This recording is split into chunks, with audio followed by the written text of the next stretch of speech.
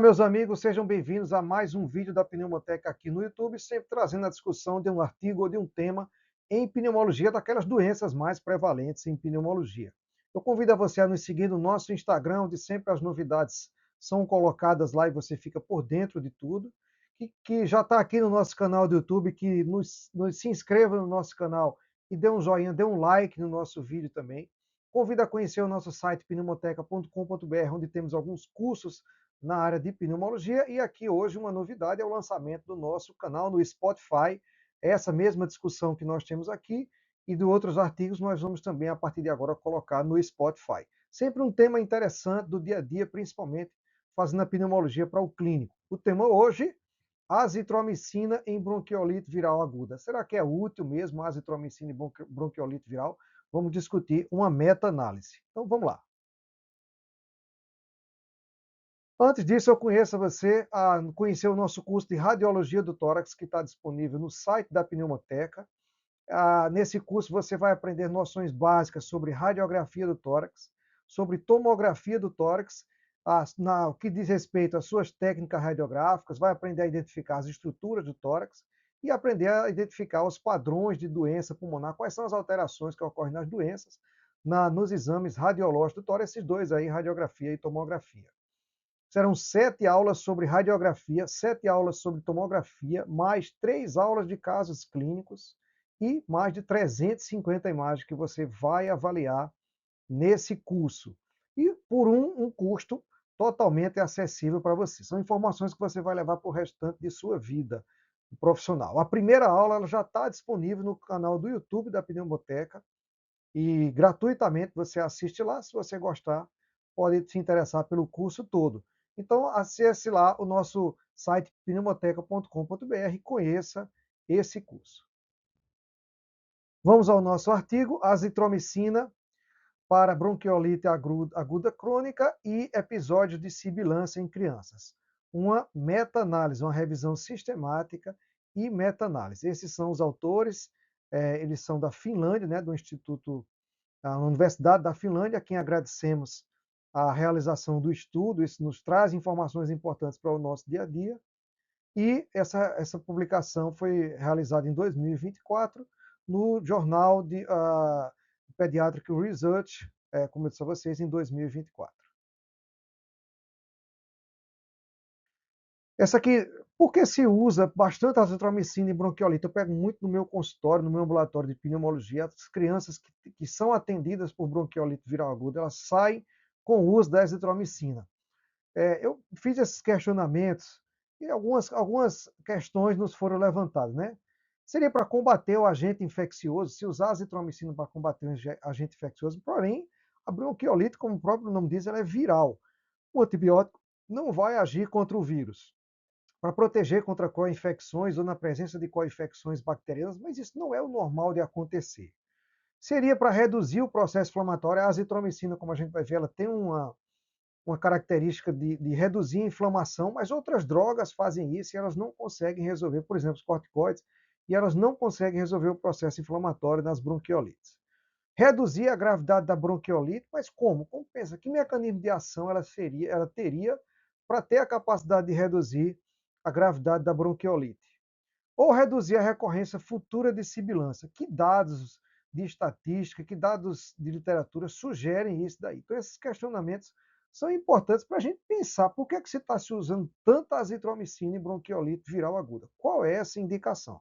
Será que esse estudo vai nos responder alguma coisa? É uma meta-análise, é uma revisão de vários estudos, né? Vamos lá, vamos para frente.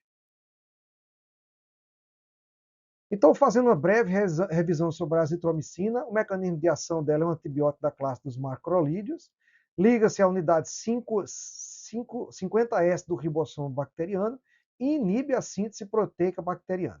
É um efeito que é mais bacteriostático e tem uma boa concentração intracelular e excelente penetração pulmonar. Então, nas doenças pulmonares, ela tem uma boa ação. O espectro de ação: gram-positivos, pneumonia streptopiós, gram-negativos, alguns os mais frequentes de vias aéreas, né? O hemófilos e a moraxela, mas as principais indicações são contra bactérias atípicas, o micoplasma, a clamídia e a legionela. Ela tem, como eu disse a vocês no slide anterior, alguns efeitos anti-inflamatórios bem interessantes, por redução de citocinas pró-inflamatórias, interleucina 6, 8 e necrose tumoral alfa, diminui o recrutamento e ativação dos neutrófilos, tem uma boa penetração tecidual que se acumula em fagócitos, isso é muito interessante, e interfere na formação do biofilme bacteriano. Isso aí reduz a produção excessiva de muco e melhora seu clima mucociliar. Tem uma importante ação na inflamação neutrofílica, a azitromicina. Dessa maneira, ela vem tendo sido usada bastante nas doenças pulmonares crônicas, onde existe um processo inflamatório crônico, nas fibroses císticas, nas bronquiectasias, na bronquiolite obliterante, no DPOC e na asma grave neutrofílica em alguns fenótipos selecionados. Então, ela tem sido bastante utilizada de forma crônica nessas doenças que têm inflamação crônica. Mas nas inflamações agudas, que não sejam infecções bacterianas, principalmente por micoplasma, não tem uma indicação muito precisa. Então vamos ver essa revisão sobre a bronquiolite viral aguda. Então, os objetivos dos autores foram avaliar o efeito clínico da azitromicina no tratamento da bronquiolite viral aguda e outros episódios de sibilos, e na prevenção de episódios recorrentes em crianças com menos de 24 meses de idade. Então, essa foi a seleção de estudos que os autores fizeram. Eles analisaram 1.604 resumos foram triados, foram lidos 30 textos completos e, no fim, 7 estudos foram incluídos nessa meta-análise. Lembrando que a partir de 3 estudos, a meta-análise já começa a ser viável. Esses foram os estudos incluídos. Vejam vocês que eles todos avaliaram alguns desfechos, tempo de internação, sibilância recorrente, e foram desfechos diferentes, e tem um estudo brasileiro aqui de 2012, do pessoal do Rio Grande do Sul, que entrou também nessa meta-análise com N muito bom, olha, 184. Bom, vamos aos resultados então.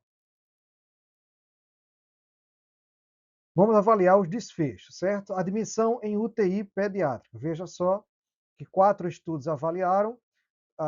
Do grupo da azitromicina houve necessidade de 0,5%, e o grupo controle, que não usou azitromicina, 1,8%. O intervalo de confiança ultrapassou a unidade, então essa análise foi estatisticamente não significativa. Então, a qualidade de evidência baixa. Não houve benefício do uso de azitromicina para admissão em UTI pediátrica, para redução de admissão em UTI pediátrica, no caso. Esse é o Forest Plot, né, que ele faz essa avaliação. Veja vocês que interessa aqui é que esse losango, ou diamante, alguns chamam de diamante, ele ultrapassa a linha. Quando ele ultrapassa a linha, quer dizer que não houve uma associação estatisticamente significativa, nem para a favor da azitromicina, nem para a favor do grupo que não usou azitromicina. Olha aqui o losango. O desfecho, duração da internação, 3 estudos avaliaram, e mostrou-se um benefício da azitromicina em 0,2 dias de benefício para quem usou a azitromicina, ficou menos tempo. Mas foi um tempo de 6 horas de internação a menos do grupo que usou a azitromicina. Veja que o P aqui foi menor do que 0,05. Houve essa associação estatística, a gente vai discutir um pouco mais à frente. A qualidade da evidência, segundo os autores, foi moderada. Veja aqui no Forest Plot que o losango ou o diamante ele ficou no lado da azitromicina, ele favoreceu a azitromicina. Então, estatisticamente significativo, houve uma redução do tempo de internação, mas essa redução foi em 6 horas. E a gente vai discutir isso um pouco mais à frente. Quanto ao desfecho readmissão hospitalar, quando foi avaliado no prazo de 3 meses, 13,8% no grupo azitromicina, 13,8% no grupo controle. Obviamente, não houve uma associação estatística nem para um nem para outro. Quando se avaliou 6 meses, 23,2% precisaram readmissão no grupo azitromicina, até mais, né, do que no grupo controle, mas também o intervalo de confiança ultrapassa a unidade, de 0,79 acima de 1, e essa associação não é significativa. Quando se avaliou um ano, 10,5% da azitromicina internou e 5% não internou. Mas também não houve associação estatística. Então, o uso da azitromicina não evitou nem aumentou a readmissão hospitalar pela bronquiolite viral. Então, a qualidade de evidência baixa. O outro desfecho, recorrência de sibilância sem internação hospitalar no caso. 3 estudos, após 3 meses, o intervalo de confiança ultrapassou a unidade, não houve associação estatisticamente significativa. Após um ano, também não houve associação estatística. E após 4 anos, também ultrapassou a unidade, não houve a associação estatística. E todos os estudos juntos não mostraram também uma associação estatística. Quer dizer, o uso da azitromicina não evitou episódios de sibilância, não fez diferença após 3 meses, 1 ano ou após 4 anos de idade. Qualidade da evidência, então, muito baixa. O outro desfecho foi o diagnóstico de asma, 2 estudos avaliaram isso. Após um ano, o risco relativo de 0,42, mas ele ultrapassou o número 1 também, não houve associação estatisticamente significativa. Após 4 anos, 0,98 a 3,2, o intervalo de confiança mostrou que não houve associação estatisticamente. Então, a azitromicina nem reduziu, nem aumentou a possibilidade de asma em crianças. Todos os estudos também não mostrou associação estatística. Qualidade da evidência também baixa. Aqui só mostrando os efeitos adversos, mostrando que foram semelhantes os efeitos adversos em quem usou azitromicina e no grupo placebo. Isso, a azitromicina não trouxe mais efeitos adversos, é uma medicação com poucos efeitos adversos, a gente pode utilizar tranquilamente, mas tem que estar bem indicado, obviamente.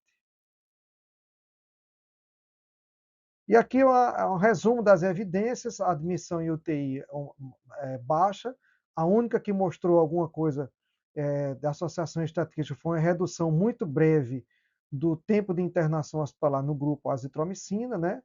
Novos episódios de sibilância muito baixa, readmissão baixa, e todos os outros também ou baixa ou muito baixa. Então não houve um benefício do uso da azitromicina em bronquiolite viral aguda para quase todos os desfechos, e o único desfecho que mostrou foi um ganho muito pequeno.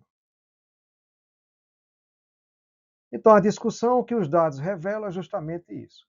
Redução do tempo de hospitalização de 0,7 dias é igual a 6 horas, é o único desfecho que mostrou alguma eficácia e o impacto é mínimo, não justifica o uso por conta disso daí. O efeito inflamatório teórico talvez conseguisse melhor, né, segundo os autores, se fosse aplicado no início dos sintomas, mas a gente sabe que a bronquiolite viral aguda ela começa a aparecer mais ou menos de 48 a 72 horas depois dos sintomas de vias aéreas superiores, e ninguém vai estar usando azitromicina para todas as infecções virais. Não tem sentido se fazer isso. Né? Então, os sintomas de IVAS eles acontecem mais cedo e depois vem a sibilância posteriormente. Não houve efeito em prevenção de sibilância posterior ou sibilância recorrente nos dados mostrados no estudo. Ainda na discussão, a azitromicina, segundo os autores, ela exerce um efeito em microbiota das vias aéreas, infecções associadas ao vírus, mas isso não foi demonstrado com eficácia. O uso de antibióticos em lactentes é um fator de risco para asma em adultos. Inclusive, temos um artigo publicado na China que já está discutido aqui no nosso canal da Pneumoteca. Aconselho a você a assistir esse vídeo. É muito interessante porque ele mostra o antibiótico usado no primeiro ano de vida e a relação de sibilância, alergias e asma aos 4 anos de vida. É um dado assustador de um trabalho chinês. O uso de azitromicina promove um efeito em mudança na microbiota das vias aéreas e um aumento da resistência bacteriana. Então, não devemos estar usando azitromicina para infecções virais. Essas duas situações, na minha opinião, são os principais problemas do uso indiscriminado de antibióticos em infecções virais. Isso é bem abordado, os autores falam disso com muita muita fluência na discussão do artigo. Algumas limitações do estudo, a heterogeneidade dos pacientes, né, de sibilância leve a bronquiolite grave, com ventilação mecânica, então os pacientes foram muito heterogêneos, o ideal, claro, de uma meta-análise é que você tenha mais homogeneidade de pacientes, mas a gente não tem tantos estudos assim, e a ausência de dados bacteriológicos, né, que tornou impossível estimar o impacto da azitromicina por etiologia específica, pelo vírus essencial respiratório, pelo adenovírus e assim por diante, pelos outros vírus, o rinovírus e assim por diante. Então ele não conseguiu fazer isso daí e diminui um pouco a, e mostra um pouco a limitação do estudo. Então os autores fazem as suas conclusões, mostrando que a azitromicina mostrou um pouco impacto no tratamento nas bronquiolites virais agudas. O único desfecho foi a redução em muito pouco tempo da internação hospitalar, que não justifica o seu uso. Não houve redução nas sibilâncias subsequentes nos pacientes que usaram a azitromicina, que a ação viral ela é nula, não vai reduzir a carga viral, nem vai melhorar o processo de infecção viral, e que poderia ter algum benefício na inflamação, mas que novos estudos com potenciais efeitos anti-inflamatórios contra vírus específicos seriam interessantes, mas não são estudos tão fáceis de serem feitos assim. Então, seria para reduzir o processo inflamatório, mas até o momento não existe benefício em relação a isso. De uma maneira geral, a azitromicina deve ser evitada na bronquiolite viral aguda. Lembrando dos efeitos colaterais da disbiose que pode causar no nosso paciente e o aumento de resistência bacteriana. É isso aí, pessoal. Vamos à nossa dica de cinema para finalizar o nosso vídeo. Nossa dica de cinema hoje vai para No Limite do Amanhã, um filme de 2014, uma ficção científica estrelada, você está vendo aqui, pelo Tom Cruise. Não é um filme para você fosforilar nem pensar na vida, nem filosofar, mas é um filme para se divertir. É um filme de ação e se passa no futuro. Eu acho muito interessante ficção científica pela criatividade dos caras de criarem uma situação, criarem um mundo novo. E a Terra é invadida por extraterrestres que querem consumir aqui os recursos da Terra. E essa dominação começa pela Europa, mas eles não atravessaram o oceano. E os seres humanos descobrem que pode vencer essa guerra e planejam uma invasão semelhante ao dia D da Segunda Guerra Mundial. E o coitado do Tom Cruise lá aqui, ó, ele é jogado no meio dessa batalha e, não contando spoiler, mas já está mais ou menos no trailer, ele acaba morrendo na primeira batalha, mas ele acorda de novo no dia anterior por uma situação que acontece lá. Essa mesma situação, essa aqui é um dos extraterrestres, o mimético que eles chamam, e essa situação de acordar no dia anterior para reviver tudo de novo aconteceu também com a personagem de Emily Blunt, que você já conhece do Diabo Veste Prada 2, de Oppenheimer, de uma série de filmes. Muito bem, então aí eles vão, a partir daí, tentar solucionar esse problema aí para salvar a Terra de mais uma invasão alienígena. É um filme que prende muita atenção, você não vai conseguir descuidar o olho da tela e vai ficar curioso para saber o que vai acontecer até o final. É um filme basicamente para se divertir. Olha aqui a Emily Blunt, né? Tem outros atores que fazem parte. Esse é o Bill Paxton. Você viu ele em Titanic, viu em outros filmes. Ele infelizmente já faleceu. Enfim, o nosso filme não é nenhuma obra-prima, mais uma cena que eles estão juntos aí, ó. Não é nenhuma obra-prima do cinema, mas é um filme muito legal, você vai se divertir bastante. Não perca. Esse é muito fácil, viu, de ver. Onde ver? HBO, Netflix, Amazon, YouTube, tá em tudo que é lugar, você não tem dificuldade. Tá bom? Pessoal, é isso aí. Dê um joinha, dê um like. Até o próximo. E no caso do áudio, vai estar disponível no Spotify também. Tá bom? Até a próxima.